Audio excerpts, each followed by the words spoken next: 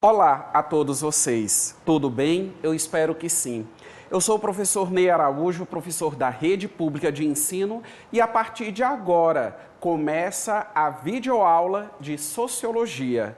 Esta videoaula, ela tem como finalidade contribuir com os seus conhecimentos, com o seu aprendizado, para que você possa prestar um bom exame nacional do ensino médio. Conforme eu já mencionei em videoaulas anteriores, todas as temáticas que estão sendo abordadas nas videoaulas de Sociologia correspondem a temas que são recorrentes nas provas do Enem, principalmente no que diz respeito ao caderno de Ciências Humanas. Então, por isso que eu peço a sua atenção. E para você que é estudante, não esqueça, você tem um material de suporte e esse material ele também contribui com o seu aprendizado, que é o livro A Prova Enem.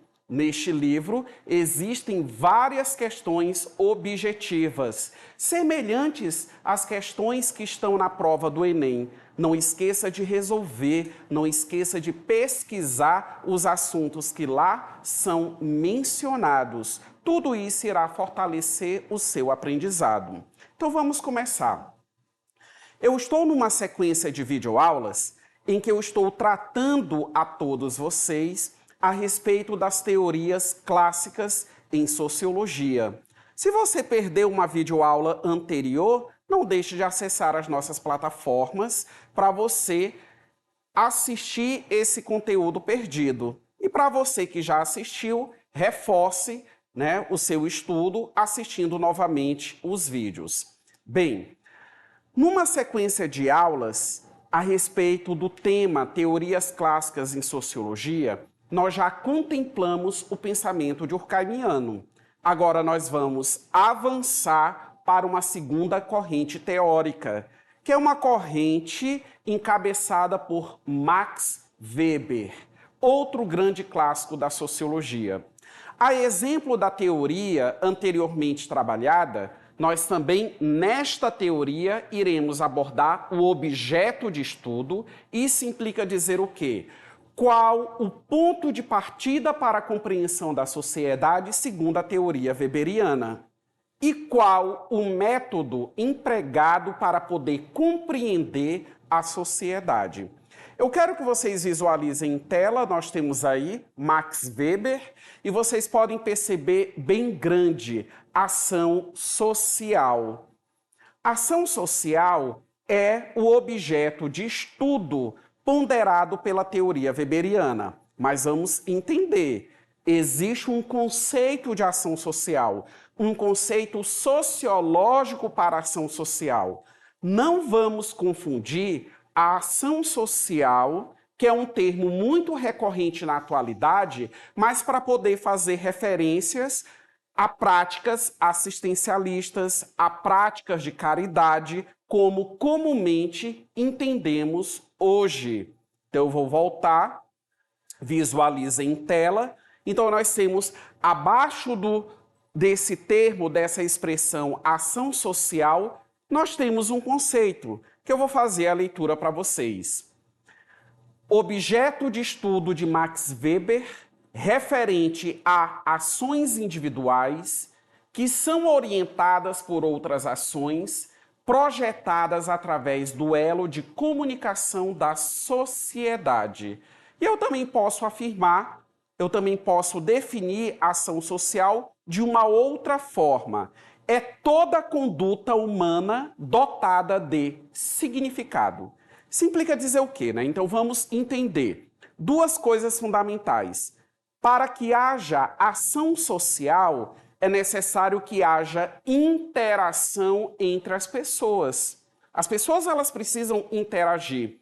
Por isso que o conceito, ele trata justamente, né, da interferência do comportamento humano no meu comportamento. Então, por exemplo, a maioria dos comportamentos que nós temos ao longo do dia, eles são exemplos de ação social, né? Então, por exemplo, esta videoaula está acontecendo, vocês estão me visualizando, vocês estão me vendo na tela em uma projeção maior, mas nós temos uma intérprete. Quer queira, quer não, ela está interagindo, ela está se comportando, aliás. E o que é que está determinando o comportamento da nossa intérprete? Justamente a minha fala. Porque para aqueles alunos que apresentam a deficiência da surdez, esta videoaula precisa ser acessível a eles, né? Então percebam a questão da interação. Percebam o quanto que os nossos comportamentos, eles no caso são condicionados. Se eu paro de falar, a intérprete para de gesticular. Se eu estou gesticulando, aliás, se eu estou falando, ela também vai gesticular. Então, esse é o exemplo que eu utilizo com base aqui na videoaula. Mas, por exemplo, quando você chega no seu ambiente de trabalho, quando você chega em sala de aula, quando você chega em um determinado ambiente em que você cumprimenta as pessoas, bom dia, boa tarde, boa noite. Isso é ação social, porque vai sempre ter alguém que vai responder. Você vai cumprimentar um colega, um conhecido, bom dia, a pessoa vai te responder bom dia, que é a resposta esperada. Mas pode ocorrer, professor, de eu falar, de eu cumprimentar uma pessoa, bom dia, e a pessoa simplesmente ficar calada ou emitir uma resposta completamente desagradável? Pode acontecer? Pode. Esse comportamento inesperado, ele pode ocorrer sim. E mesmo assim é uma ação social, porque prestem atenção, está tendo uma interação entre duas pessoas. Para que haja ação social, eu preciso de pelo menos duas pessoas. Professor, e o comportamento isolado? Eu estou sozinho, por exemplo, estou estudando, manuseando meus livros, as anotações do meu caderno. Isso é ação social? Não, não é ação social. É o seu comportamento, é a sua conduta, é a sua ação? Sim, é sua ação. Mas não é social pela ausência, digamos assim, da interação de pelo menos mais uma pessoa. Creio que ficou claro o conceito de ação social. Agora eu vou avançar. Aliás, quero ainda acrescentar um comentário a respeito disso. Então prestem bem atenção. O ponto de partida para a análise social, com base na teoria weberiana, é o comportamento humano. E outra coisa que eu já ia esquecendo. Teve um determinado momento da minha fala que eu disse assim: é toda conduta humana dotada de significado. Que significado é esse? Razão, motivo. Eu estou gravando esta videoaula, mas eu tenho aqui uma motivação. Existe uma razão, existe uma justificativa para que eu possa estar falando a todos vocês. A partir do momento que você estuda, que você está se preparando para o Enem, você tem um motivo, uma razão que é sua, que justifica os seus estudos. Então, assim, qualquer comportamento que nós possamos apresentar, eles apresentam as suas causas, as suas motivações. Por que você agiu dessa maneira? Por que você não agiu de uma outra forma? Você teve motivações. Então, esse é o sentido do significado. Vamos avançar, porque a ação social, conforme vocês podem visualizar, agora na projeção que eu estou mostrando a todos vocês, ela pode ser classificada em 4 tipos. Ela pode ser racional em relação a fins determinados, ela pode ser racional em relação a valores, ela pode ser afetiva e ela pode ser tradicional. Vou explicar uma a uma e exemplificar cada uma dessas formas de ação social para vocês. Vamos começar pela ação racional em relação a fins determinados. Para atingir um objetivo previamente definido, lança-se mão dos meios necessários ou adequados, ambos avaliados e combinados do seu próprio ponto de vista. Prestem bem atenção na expressão em relação a fins determinados. Então, prestem bem atenção. Você tem um fim no sentido de finalidade, objetivo. E é quando você condiciona a sua vida, é quando você condiciona o seu comportamento para poder alcançar essa finalidade. Então, por exemplo, você que está acompanhando esta videoaula, você pode ter como objetivo, porque é o seu sonho de vida, ser médico, ser médica. Mas você vai conseguir ser médico, ser médica, ingressar no ensino superior de forma aleatória? Não. Você vai conseguir a partir do momento que você condiciona, ou em outras palavras, a partir do momento que você adequa o seu comportamento para essa finalidade. Eu quero ser médico, o que é que eu tenho que fazer para isso? Eu tenho que, primeiramente, na atual conjuntura, eu tenho que me preparar para tirar uma boa nota no Enem. E como que eu vou ter um bom desempenho no Exame Nacional do Ensino Médio se eu não me preparar, se eu não estudar? Quantas horas de estudo eu preciso por dia? Então, aquela pessoa que está ali, estudando disciplinadamente, sábado, domingo, feriado, sem muito contato com os amigos, até mesmo com a família, não tem a festinha, não tem o barzinho, mas que está ali estudando de maneira disciplinada, que nós falamos assim, poxa, fulano está focado. Se ele tem um foco, ele tem uma finalidade. E ele está apresentando o comportamento justamente para poder alcançar essa finalidade dele. Vamos avançar?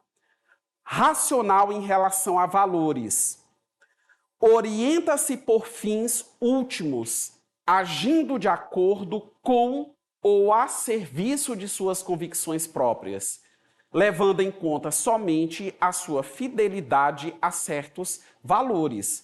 Então, quando essa palavra valores está sendo mencionada, não é valores no sentido econômico propriamente dito. Valores, os princípios, uma questão de ética, uma questão moral. Esses princípios, eles podem ser religiosos, eles podem ser princípios estéticos. Um bom exemplo de tudo isso são os homens-bomba. O mundo vive, né? Nós temos atos terroristas. A pessoa enche o corpo de bomba, se dirige para um ambiente, para um determinado lugar em que há uma movimentação expressiva de pessoas, entra num prédio, está dentro de uma boate e lá a pessoa explode, né? E aí você pensa assim, meu Deus, né? Vamos fazer essa análise. A pessoa, obviamente, ela sabe que ela vai morrer e ela é consciente, mas ela está agindo ali em nome de um princípio religioso. Porque na religião, né, dessas pessoas, desses homens bomba, existe toda uma questão de reconhecimento que não vai ser no mundo material, mas sim no mundo espiritual. Por isso que eles têm a ideologia e a concepção de que eles estão tendo um ato heróico, por mais que isso seja julgado e definido como um ato terrorista. Então isso, por exemplo, é uma situação que explicita uma ação social racional visando valores. Vamos para as duas últimas? Ação social afetiva. A ação é inspirada em suas ações imediatas. Ou seja, como o próprio nome já sugere, estamos tratando de afeto, de emoções. Então, eu estou ali num dia sem estresse, eu estou num dia em que eu estou vulgarmente falando de boa, mas de repente eu posso receber uma informação, eu posso vivenciar uma situação em que o meu humor ele já é alterado. E aí pode vir a raiva, da mesma forma que pode vir a felicidade. Se eu estou feliz, eu tenho um tipo de comportamento. Se eu estou com raiva, se eu estou estressado, o meu comportamento também será influenciado por esse estado de espírito que eu me encontro em um determinado momento. Então, essa questão do afeto, das nossas emoções, são variáveis, não é algo permanente. Não existe a pessoa que passa 24 horas do dia, 365 dias do ano feliz, satisfeita, né? Na vibe, good vibes, né? Não tem isso. Nós vamos sempre passando por essas oscilações. E a última forma de ação social é a tradicional. Hábitos e costumes arraigados levam ao que se haja como sempre se fez. Então, por exemplo, o hábito alimentar da Sexta-feira Santa para muitas pessoas, alimentar-se com peixe, deixando de lado a carne vermelha. Muitas pessoas não sabem o significado disso. Religiosamente, o que é que isso significa? Isso impacta em que na vida das pessoas? Praticamente a totalidade das pessoas não faz essa reflexão, mas as pessoas elas somente cumprem com uma tradição. Vão para suas pescarias, para os mercados, para os supermercados, atrás justamente do peixe, que naquele dia tem que ser, digamos assim, o prato principal na refeição. Cumprem mecanicamente uma tradição. Vamos para o nosso exercitando. Antes de finalizar esta videoaula, visualizem uma questão que esteve no Enem do ano de 2015. Muita atenção na leitura do enunciado, comando e possibilidades de resposta. O impulso para o ganho, a perseguição do lucro, do dinheiro, da maior quantidade possível de dinheiro, não tem em si mesma nada que ver com o capitalismo. Tal impulso existe e sempre existiu. Pode-se dizer que tem sido comum a toda sorte e condição humana, em todos os tempos e em todos os países, sempre que se tem apresentada a possibilidade objetiva para tanto. O capitalismo, porém, identifica-se com a busca do lucro sempre renovado, por meio da empresa permanente, capitalista e racional. Por assim deve ser, numa ordem completamente capitalista da sociedade, uma empresa individual que não tirasse vantagem das oportunidades de obter lucros estaria condenada à extinção. Esse fragmento foi retirado da obra clássica de Max Weber, intitulada A Ética Protestante e o Espírito do Capitalismo. Nesta obra foi analisada, aliás, esta obra ela corresponde a um estudo feito há tempos atrás, em que a conduta de protestantes elas são analisadas. Olha só, conduta. Estamos tratando da ação social. E essa conduta, conforme nós vimos, conforme nós podemos, aliás, observar no fragmento, na citação, ela está tratando de uma conduta que visa lucro e está associada ao modo de produção capitalista, que é um modo de produção que visa lucro. E vocês podem perceber, logo no finalzinho da citação, se não existe, para uma empresa, digamos assim, e até mesmo na ação individual das pessoas, a busca pelo lucro, então nós temos uma espécie de extinção, tanto de comportamentos que apresentem esse tipo de pretensão, a exemplo do próprio modo de produção capitalista. Vamos para o comando da questão e as 5 possibilidades de resposta. O capitalismo moderno, segundo Max Weber, apresenta como característica fundamental letra A, competitividade decorrente da acumulação de capital. B, a implementação da flexibilidade produtiva e comercial. C, ação calculada e planejada para obter rentabilidade. Letra D, socialização das condições de produção. E letra E, mercantilização da força de trabalho. Vamos visualizar a alternativa correta, que está na letra C, ação calculada e planejada para obter rentabilidade. Então, se eu quero ter lucro, né, se eu quero expandir o meu capital, eu preciso ter planejamento, eu preciso ter comportamento, eu preciso ter toda uma ação orientada para este fim. Estou finalizando esta videoaula. Visualizem rapidamente o livro, né? A Prova Enem. Um forte abraço a todos vocês e não deixe de acessar a nossa plataforma.